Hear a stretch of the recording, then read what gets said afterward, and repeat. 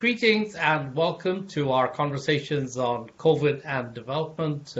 Today, I'm a pleasure and a privilege to have with us Larry Summers, who, of course, needs no introduction, is currently Charles Eliot Professor at Harvard University.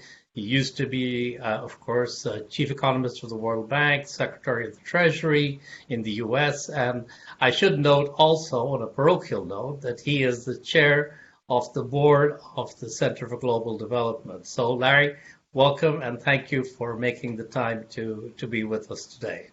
Good to talk with you, Masood, and I congratulate you on the work the Center for Global Development is doing on issues ranging from migration to global health to financial transparency to climate change. To so much else that is contributing new thinking at a moment when it's never been more needed. Thank you. I thought, Larry, we might start with the current crisis and also the international response to it. You've talked and written about it in many places. And I guess now if we come to this point a few months into the crisis and take stock, what you see is that while there has been some kind of international response, the international financial institutions have stepped up. It's in the tens of billions of dollars rather than the hundreds. Debt relief initiative that was agreed on part of the debt of the poorest countries is sort of starting, but hasn't yet demonstrated that it can deliver in large quantities of relief. And a lot of the bigger ideas of how to tackle this crisis, the kind of scale that's necessary, have so far remained mostly ideas. And I wanted to get a little bit your sense of whether that's a fair assessment, and also if it is, what do you think would take to move the international decision-making process and political support for that to the next level of ambition? The stark fact, Masood, is this. There's never been a crisis where the domestic response in the industrialized world was larger and faster at the macroeconomic level than this one.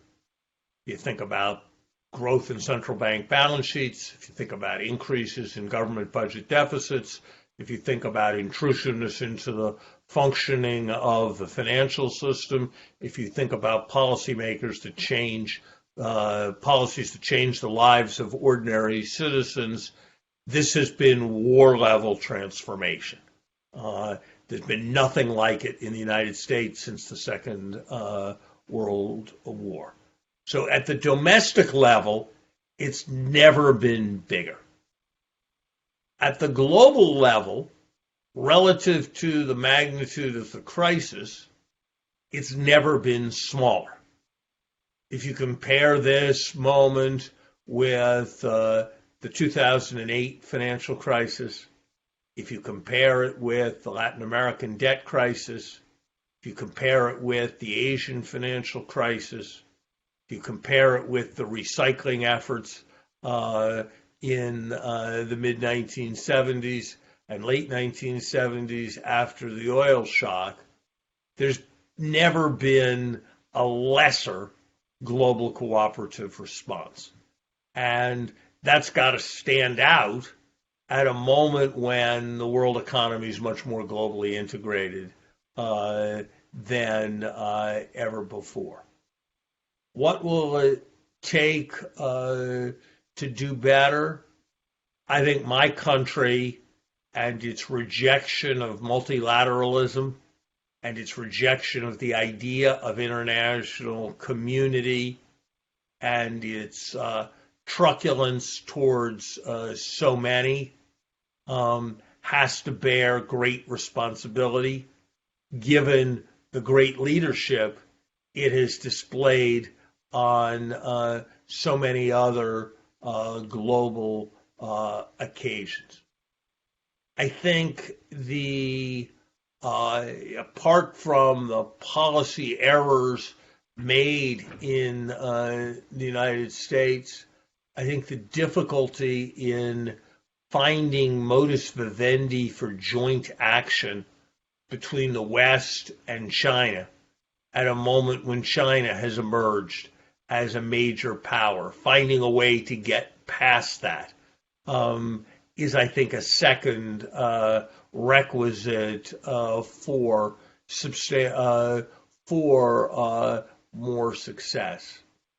I fear that the truism that fear does the work of reason may be applicable, and there is not yet a sense that what happens in developing countries is central to the security of people living in Europe or Japan or the United States in a way that has been the case during the oil shock, or even was the case during the Asian financial crisis. So an escalation of the problem to the point where it's a larger near-term threat, a modus vivendi with China, altered American attitudes towards the notion of global community. I think these are all central aspects. Mm. And yet you see numbers coming out of the international institutions in the last couple of weeks. You've seen the World Bank has produced its mid-year forecast for what's likely to happen next year and this year, and they see a contraction in emerging markets and developing countries. The IMF saying the same thing, and if you look at Africa, in a strange way, although the public health crisis has turned out to be not as bad so far as many people were saying and fearing, you do see that the economic impact is clearer and more predictable. And perhaps also a little warning note over the last couple of days that in South Asia, where billions now of vulnerable people live, a couple of weeks ago, people were saying that, again, the public health impact wasn't quite as bad, and now you're getting stories of an uptick after the beginning of an easing of restrictions. So maybe the public health is going to be as bad down the road. But somehow the economic worsening hasn't yet brought about a political consensus for the reasons that you say. Many of these reasons, of course, are long-term trends that in some ways this crisis just has brought to the surface. These were there for a couple of years or even longer, these tendencies. And I wonder how they are going to shape the future of multilateral cooperation, not just for this crisis, but for other areas where interconnectedness brings us the need for collective action. I think we've lost sight of a very fundamental truth, and that is that globalization should be a means and not an end unto itself.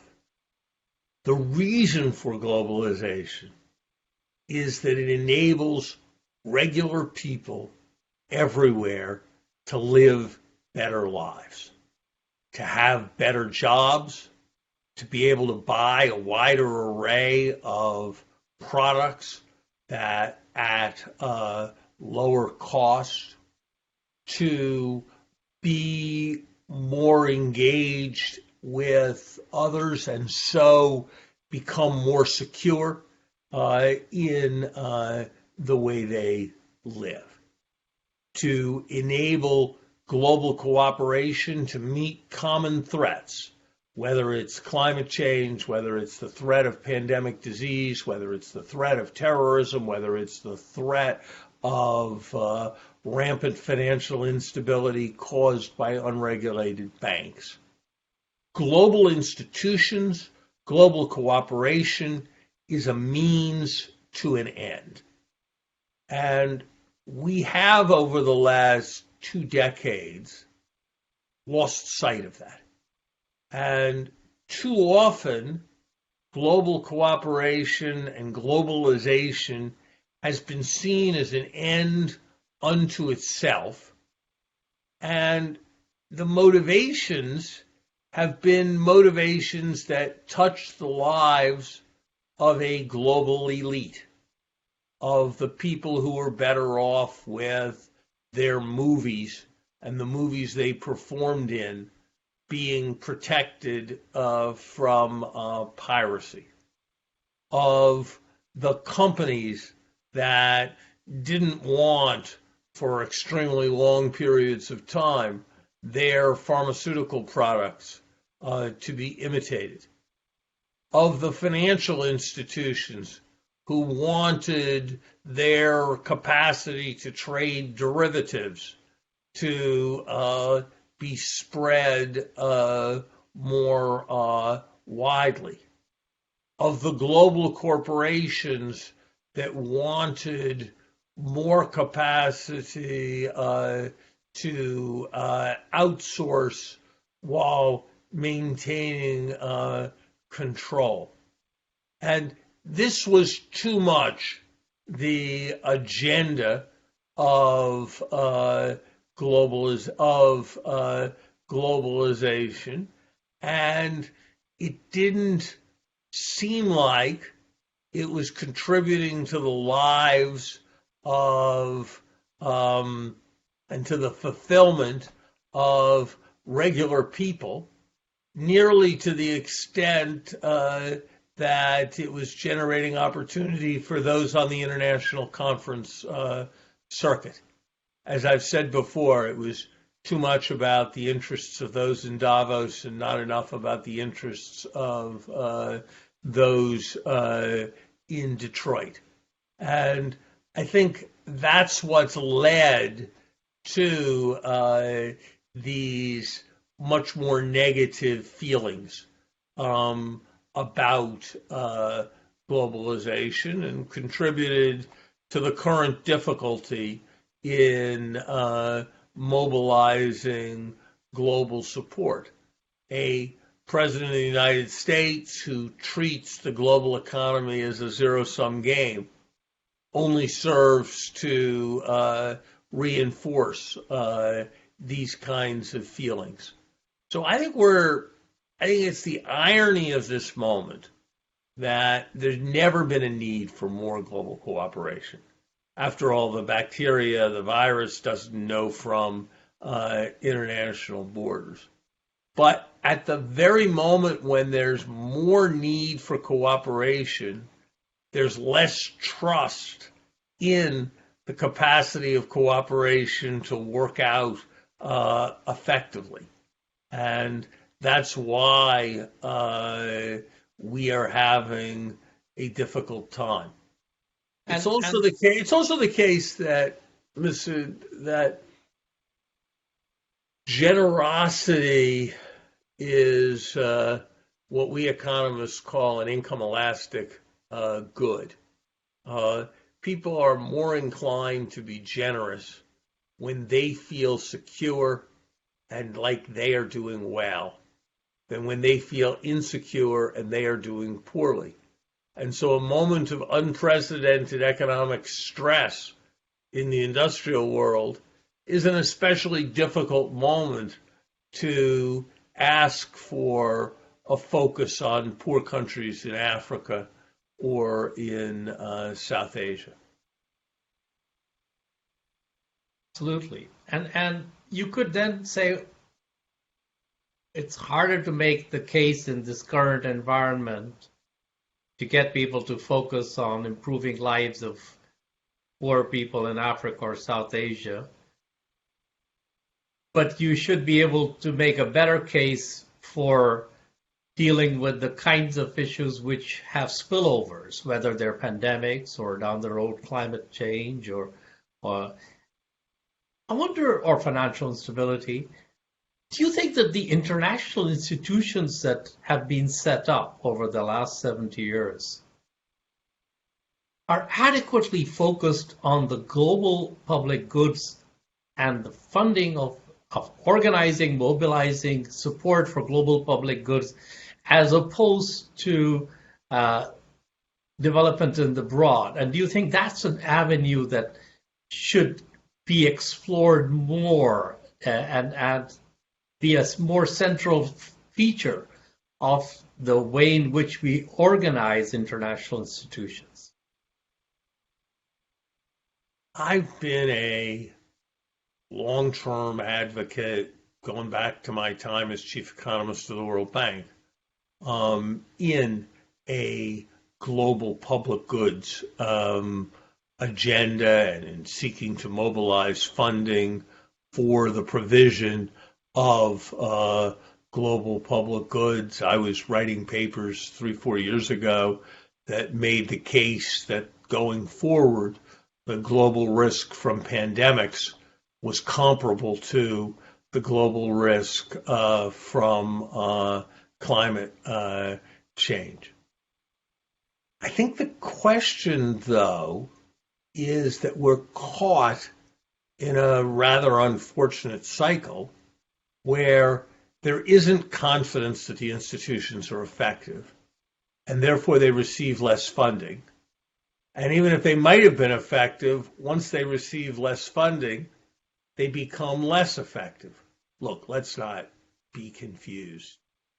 The decision of the United States to withdraw from the WHO was a scandalous outrage that will cause a large number of people to die and that will sacrifice the national security of the United States and burn through very substantial quantities of potential goodwill.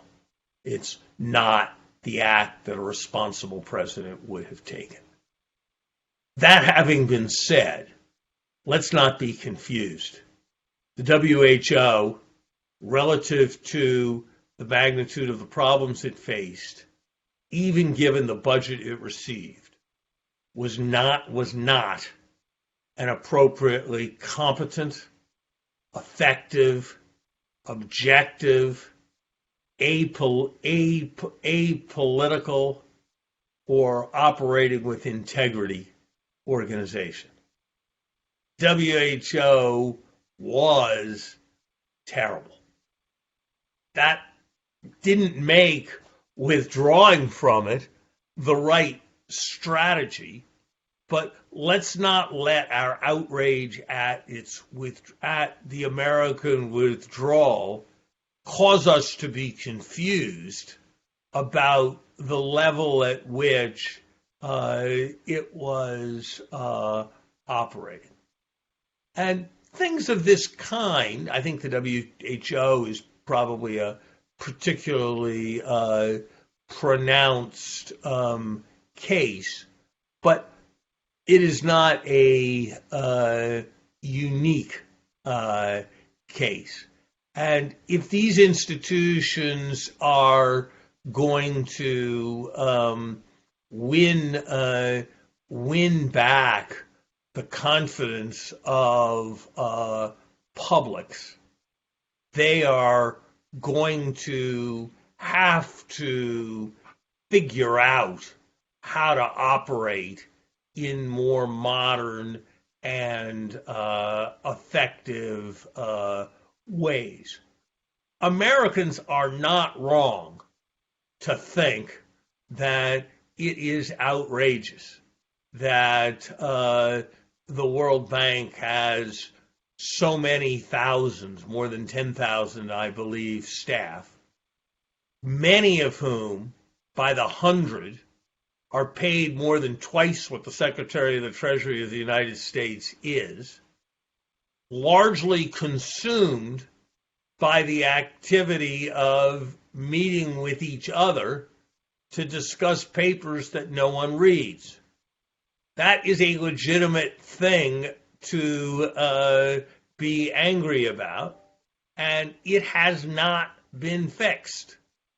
And so I think one does need, and it's very hard when you reach the point where we are, to recognize both the profound importance of the missions and the need for strong global institutions without becoming complacent about their current competence or their current way of doing things. And there's a great deal of that in the UN system.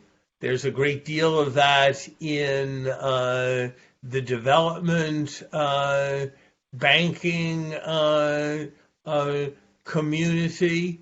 And I think that does need to be reckoned with if confidence is going to be regained. And too much of what constitutes development thought in too many places is the demand for more money from the donors without increased accountability for the providers of support and increased accountability for the recipients of support. I don't have all the answers, Right. but that's, I believe, where the problem lies. So can I think that's a very compelling analysis, but can I just push back on one point, though, which is, I think these institutions, WHO, World Bank, are the institutions that the shareholders have made them to be. And there's no doubt that management of these institutions can go a long way towards making them more effective, but the operating framework for that comes from how active and organized and effective the shareholders of these institutions are in demanding that accountability and making them more effective and enabling that effectiveness to come about. And I guess I wonder whether a lot of the outcomes that you've just described are the result of the kind of benign neglect by shareholders over, I would argue, some decades that have resulted in some of this. And I would also ask whether, in fact, now, with the presence of the relationship between the US and China, is increasingly one that is adversarial and tense rather than joint shareholders in managing a cooperative international system. So I kind of wonder how that angle also plays into making these institutions the kind of effective institutions that you've so, kind of articulate way laid out as being the vision. I think you're certainly right that the shareholders have plenty to answer for. It's not just benign neglect, it's malign excessive involvement. When the president of the World Bank has to spend a third of her or his time sitting in board meetings, listening to a permanent board ramble on, that's time not spent achieving efficiency. When legislative bodies, including the U.S. Congress, impose legislative mandates on project evaluation and the like that it's inconceivable they could impose within the United States, on borrowing by sovereign countries, that is not advancing. That is not advancing matters. So it's not just benign neglect, Masood. It's malign micromanagement that is a substantial contributor. And certainly the role of the interaction between the the United States and China does not make matters any easier, and I'm quite concerned about how well competitive development banking will work out. On the one hand, I'm a believer in competition. On the other hand, competitive development banking can easily lead to erosions of standards and incentives for various kinds of bad behavior. So I think it is something that will require significant political skill and international willingness to engage. But I think the first place is with a certain amount of integrity. And I think it's understandable that at moments when the development institutions are being badly underfunded or being attacked at some points in unjust ways, that there's a reluctance to admit their flaws. There's a reluctance to relinquish any ongoing activity for fear that it won't be possible to generate new activities. But I think a somewhat less self-satisfied and somewhat more greater recognition of internal problems from within the development community would be availing. Take the very powerful example that you gave of international public goods, which is one where CGD has worked very hard.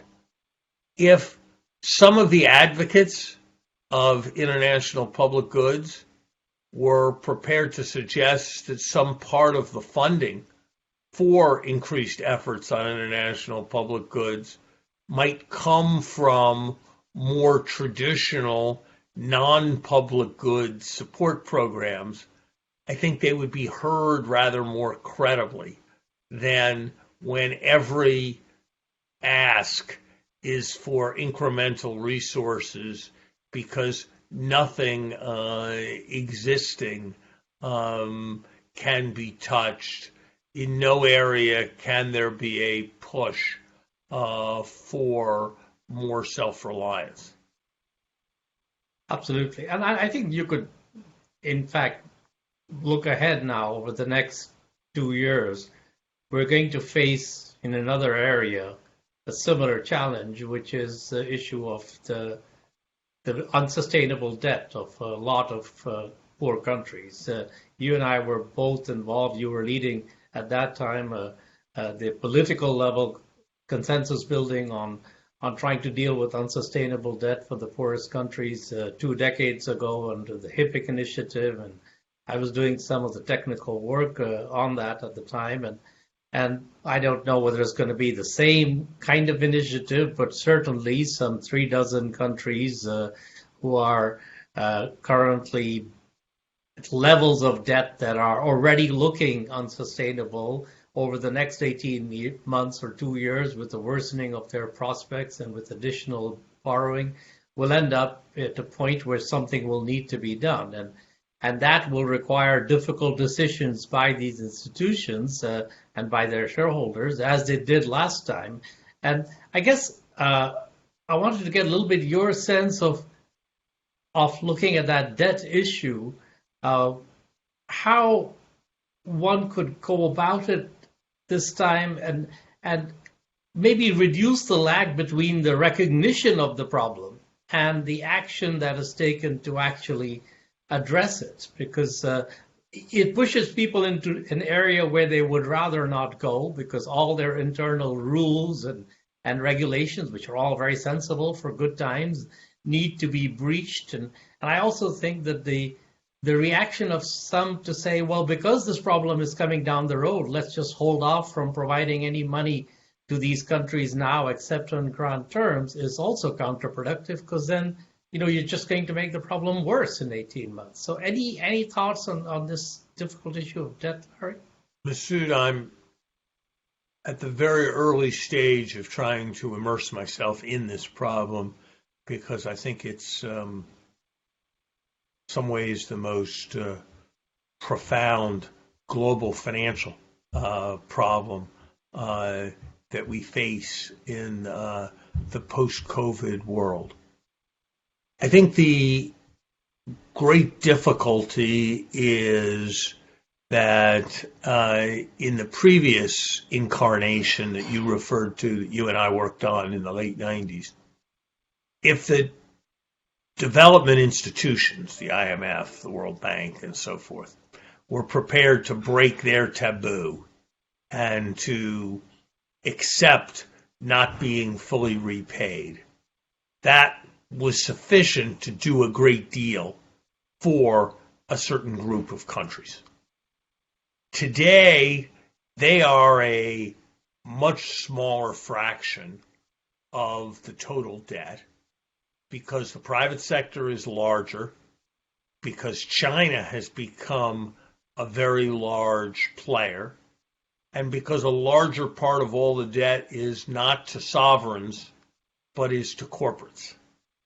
And so it is reasonable for people who are forgiving debt to want to forgive debt for the benefit of development rather than for the benefit of other countries.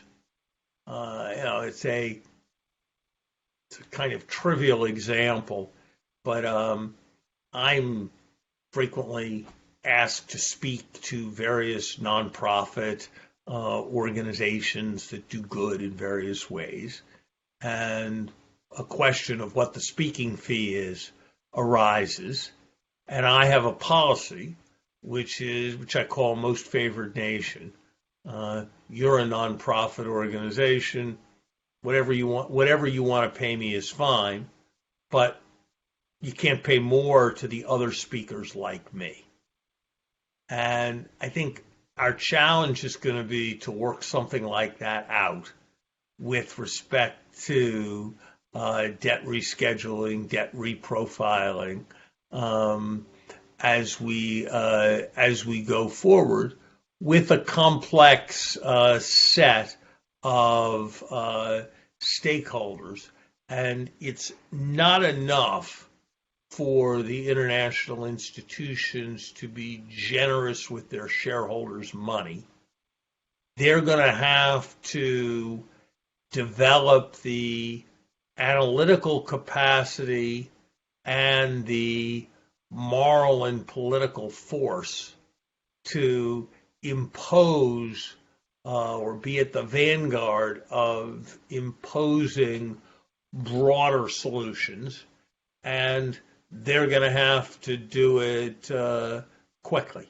And I don't think that's going to be easy going forward, but I do think it's necessary.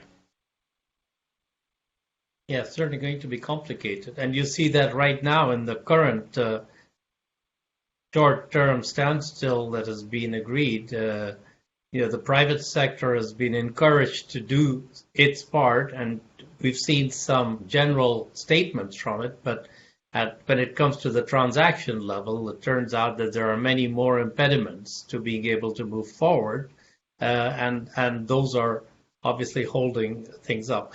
But I want to kind of bring it to an end by getting a bit your view, which is a long view. I mean, you've often said, that the human race has made more progress in improving living standards over the last 75 or even over the last 25 years than was the case in the previous few centuries. And now And a lot of that has come about from a generalized improvement in living standards in countries that were very poor previously, partly as a result of the global of opening up to the globalization, partly as a result of science. If you look at the next 25 years and think about what are going to be the sort of outcomes at the end of that period in terms of living conditions of people around the world, do you see same kinds of progress continuing? Do you see now pockets of being left behind that 25 years from now will be just as far behind or further? How do you see the world in 25 years from now? As a purely speculative, I recognize, with all the uncertainty that comes with it. I am hopeful that the fact that way short of 25 years from now, everyone over the age of 6 who can read will have a smartphone and will have access to read, to watch video, to engage, to communicate with essentially all the world's thought that there has ever been. I think that offers staggering potential for convergence and for progress. That whatever it is that's known in some places and not known in other places, those gaps should be much more bridgeable than they ever have been before. So I think there's the real prospect that take an area I've worked in on and off over the last 30 years, that child mortality rates on average in planet Earth will be better than they were in the United States when I was born. That levels of literacy on planet Earth will be comparable to what they were in Western Europe in the 1960s. That is a stunning level of progress in reducing pain and suffering. But it doesn't happen automatically. It happens because somehow we avoid catastrophe, and there are various catastrophic risks. And it happens because there's enough interchange that permits that flow of knowledge.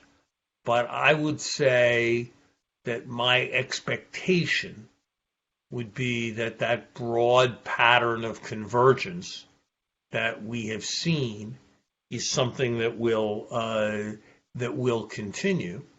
Though I'm not sure we're ever going to see something quite like the Chinese miracle of 1990 to 2015 again, where you had growth year after year at double-digit rates. But through it all, I am basically an optimist. And I think it's important to understand that which makes us pessimistic, which is we're much more aware than we ever were before of the problems that occur anyplace else, is precisely what provides the impetus towards their solution. Famines no longer go unnoticed in the way they did through most of human history, and I think ultimately that is a very positive, though certainly not self-fulfilling, reason for optimism. All right. Thank you very much for those uplifting thoughts, and thank you for taking the time. And we look forward to have you back and have a conversation a year from now to see if we're actually moving in the right direction. And we have set up some mechanisms to deal with the kinds of catastrophes that, when they do occur, set back that progress by many, many years. Thanks again. Thank you very much.